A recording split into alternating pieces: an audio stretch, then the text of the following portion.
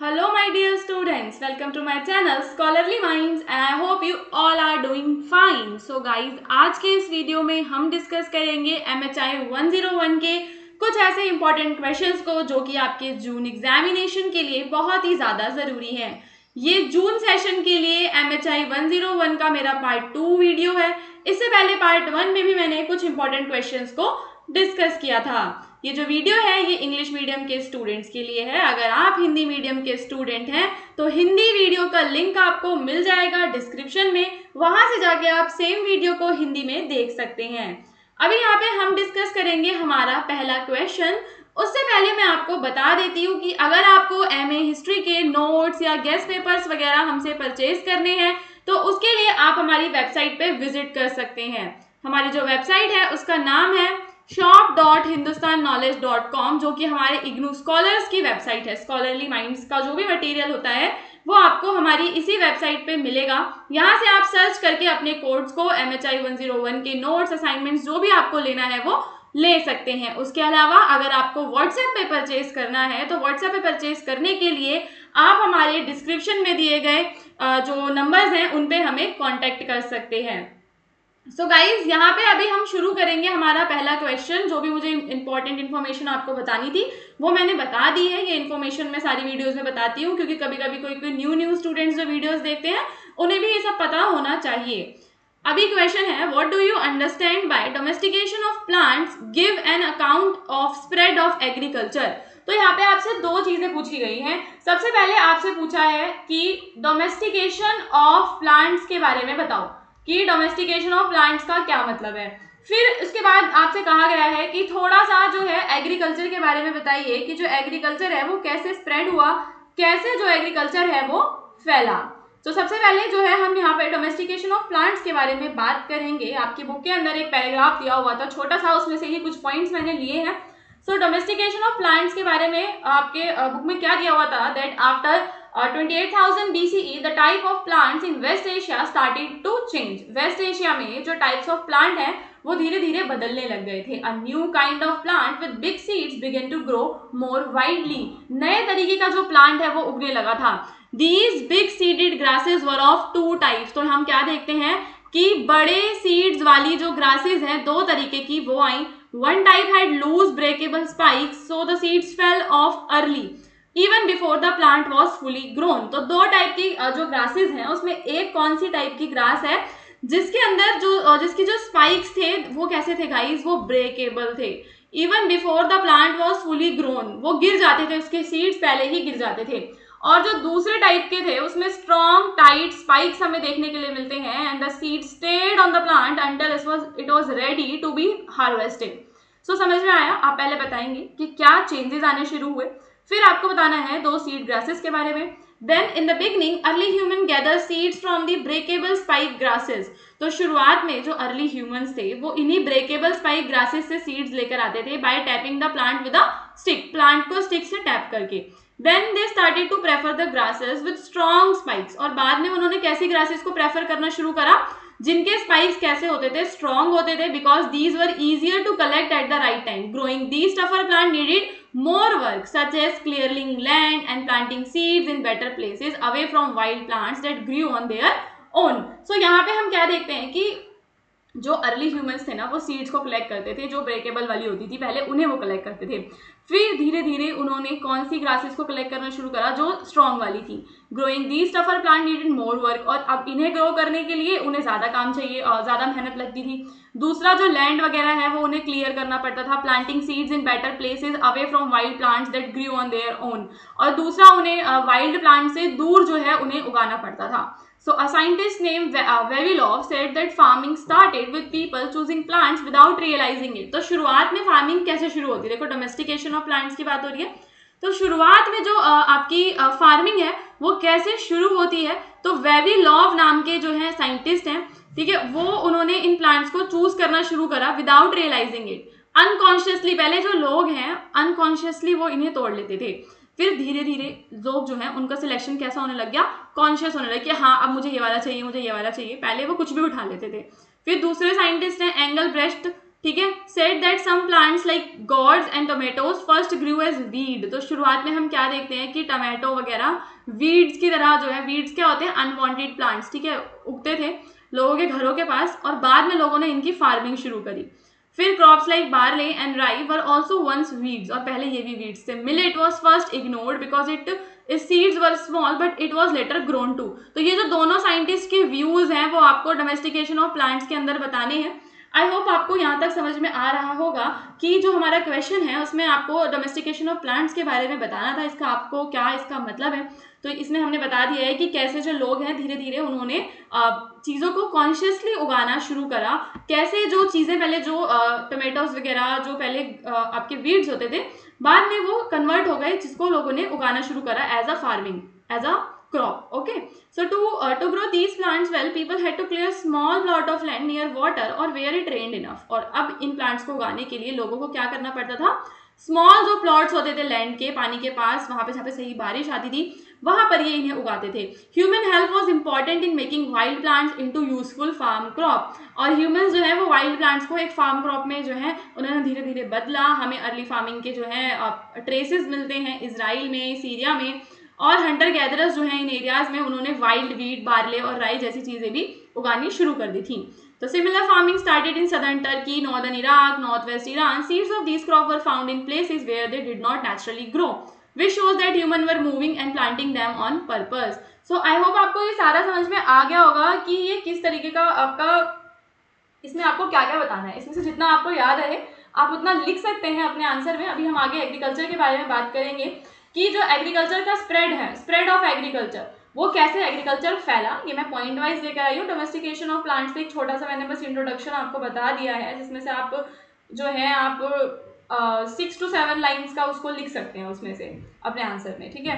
Then अभी आप spread of agriculture के बारे में बताएंगे कि कैसे लोगों का ट्रांजिशन हुआ, हंटिंग से कैसे फार्मिंग की तरफ उनका ट्रांजिशन होता है। तो ये कोई एक सडन चेंज नहीं था, यानी कि वो ऐसे नहीं हुआ था कि एकदम से हो गया, बल्कि धीरे धीरे हुआ था। It was a slow shift from hunting to gathering. इसमें हमें क्लाइमेट का रोल देखने के लिए मिलता है।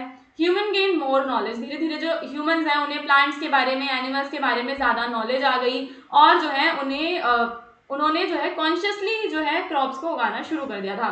जब हम मीजोलिथिक पीरियड की बात करते हैं तो मीजोलिथिक पीरियड एक तरीके का उनके लिए टर्निंग पॉइंट था। The mesolithic period, middle stone age, was when humans slowly started settling down. अब मीजोलिथिक पीरियड में हम क्या देखते हैं कि जो ह्यूमंस हैं वो सेटल होने लग गए थे। सो मीजोलिथिक पीरियड आपको पता क्या, it was a bridge between the old hunting lifestyle and new farming, ठीक है। सो ओल्ड और न्यू के बीच में, न्यू फार्मिंग के बीच का जो टाइम पीरियड था वो आपका मीजोलिथिक ही पीरियड है, पैलियोलिथिक से नियोलिथिक के बीच का। So according to G. Clark, it was during this time that people changed their way of life during their new relationship with animals and plants.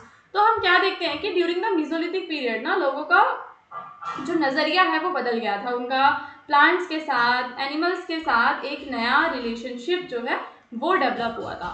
फिर Neolithic period में एक तरीके का पूरा रेवोल्यूशन ही आ जाता है। So in the neolithic period human begin growing food and making a better tools, ठीक है। This lead to the rise of villages and permanent settlement. तो हम क्या देखते हैं कि न्यूलिथिक पीरियड में परमानेंट सेटलमेंट्स फिर आपके आने लगे थे। तो आपको ना मतलब ये पूरा ऐसे अच्छे से डिस्क्राइब करना है कि कैसे हंटिंग से फार्मिंग की तरफ, एग्रीकल्चर की तरफ जो ह्यूमंस थे, अर्ली ह्यूमंस थे, वो बढ़ते हैं। इसमें आप सारा बताएंगे कि ये कोई सडन चेंज नहीं था, लोगों को क्लाइमेट की वजह से और धीरे धीरे लोगों को नॉलेज आई। मीजोलिथिक पीरियड एक टर्निंग पॉइंट था। फिर न्यूलिथिक में तो पूरा का पूरा रिवॉल्यूशन ही आ जाता है, बिकॉज जो ह्यूमंस हैं वो फूड को उगाना शुरू कर देते हैं, विलेजेस आ जाते हैं। Gordon Childe they call this shift to food production and economic revolution. और यहाँ पे जो आपके ये हिस्टोरियन हैं इन्होंने इसको एक इकोनॉमिक रेवोल्यूशन कहा है, the biggest after human learn to control fire. So ये बहुत ही मतलब सही है। ये एक तरीके का रेवोल्यूशन है। रेवोल्यूशन का मतलब क्या है, जब इंसान ने फायर के बारे में जाना तो वो भी एक बड़ी जो है इन्वेंशन थी उसके लिए। सिमिलरली जब इंसान ने परमानेंट सेटलमेंट्स बसा लिए तो ये भी उसी के बराबर एक बड़ी जो है इन्वेंशन कह सकते हो, या कुछ भी आप इसको समझ सकते हो, उनका डेवलपमेंट कह सकते हो, ठीक है। सो ये आपको इसमें बताना था। आगे आप बताएंगे कि वाई डिड एग्रीकल्चर स्टार्ट। अब एग्रीकल्चर क्यों स्टार्ट होता है, तो हमारे जो अलग अलग रिसर्चर्स हैं वो अलग अलग आइडियाज़ देते हैं।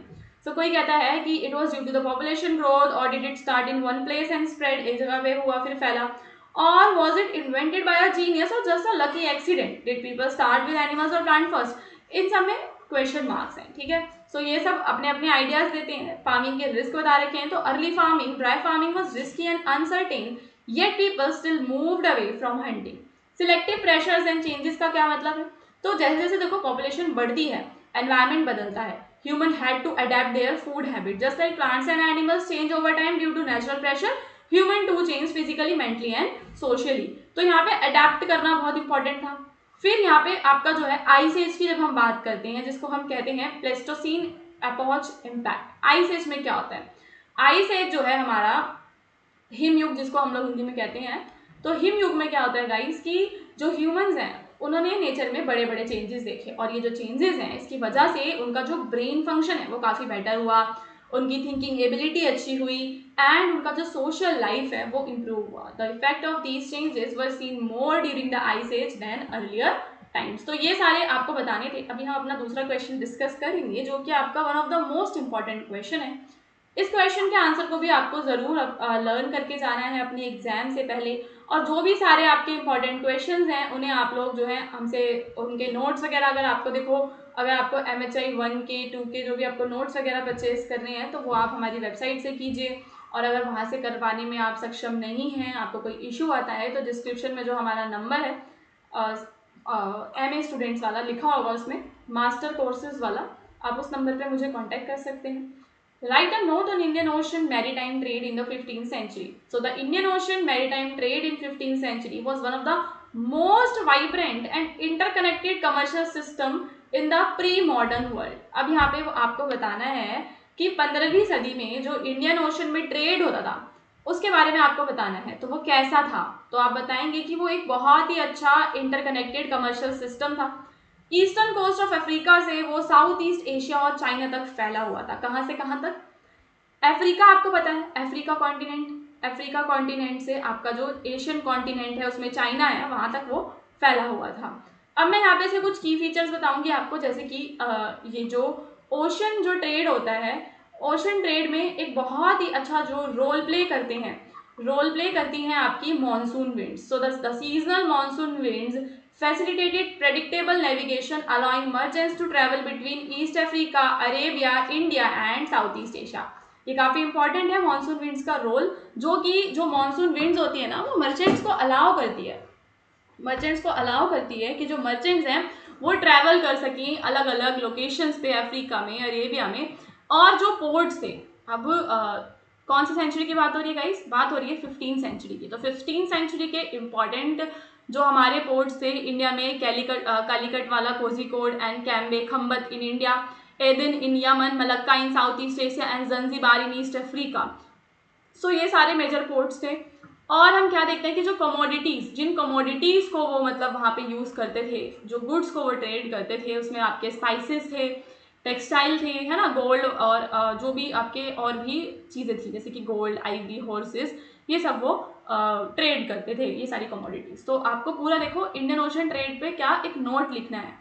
सो इस नोट के अंदर आप क्या क्या चीज़ों को इंक्लूड करोगे वो सारा मैं आपको बताऊंगी। इसका आंसर आपको कैसे पूरा फ्रेम करना है, सबसे पहले आप की फीचर्स में मानसून विंड्स के बारे में बताएंगे, मेजर पोर्ट्स के बारे में बताएंगे, और उनकी कमोडिटीज़ के बारे में बताएंगे। अब आप यहाँ बताएंगे इसके पार्टिसिपेंट्स के बारे में कि कौन कौन से जो कंट्रीज़ के जो आपके ट्रेडर्स थे, मर्चेंट्स थे, वो यहाँ पे पार्टिसिपेट करते थे, कौन कौन से प्लेयर्स थे इसमें। तो आपके अरब और पर्शियन ट्रेडर्स आते हैं इसमें, इंडियन मर्चेंट्स आते हैं from Gujarat, Malabar and Coromandel coast, and Chinese merchants आते हैं अंडर द मिंग डायनेस्टी, ठीक है। और आपके अफ्रीकन ट्रेडर्स आते हैं from places like Kilwa and Mombasa, were key players in the western Indian ocean.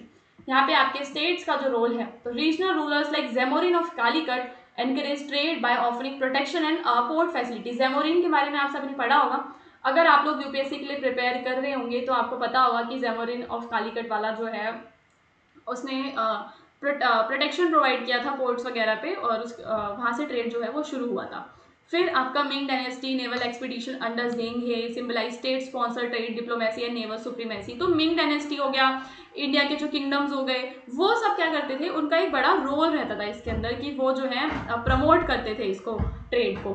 फिर हम देखते हैं कल्चरल एक्सचेंज, तो गुड्स के साथ जो है केवल गुड्स ही एक्सचेंज नहीं हो, जब भी देखो व्यापार होता है तो क्या केवल गुड्स एक्सचेंज होते हैं, नहीं, वहाँ पे हम क्या देखते हैं, नए नए जो आइडियाज़ होते हैं वो एक्सचेंज होते हैं, रिलीजन हो गया आपका, टेक्नोलॉजीज हो गई, ये सब भी जो है वो एक्सचेंज होता है। और जो इंडिजीनियस डोमिनेंस था वो खत्म होता गया। तो हम क्या देखते हैं कि जो इंडिजीनियस मैरीटाइम ट्रेड था before the arrival of European, especially the Portuguese in 1498 with Vasco da Gama arrival in Calicut, which later altered the balance of power in the Indian Ocean। तो हम क्या देखते हैं कि ब्रिटिशर्स के या European powers के आने के बाद हम क्या देखते हैं कि जो पुराना जो ट्रेड नेटवर्क था, इंडिजीनियस जो ट्रेड नेटवर्क था, वो पूरा का पूरा ब्रेक हो जाता है।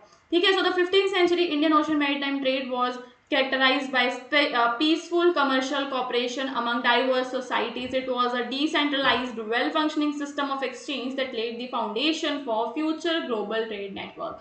तो 15th सेंचुरी में हम क्या देखते हैं कि एक बहुत अच्छा नेटवर्क जो है वो डेवलप हुआ था ट्रेड का। ये सारा जो है आप अपने इस नोट में इंक्लूड करेंगे।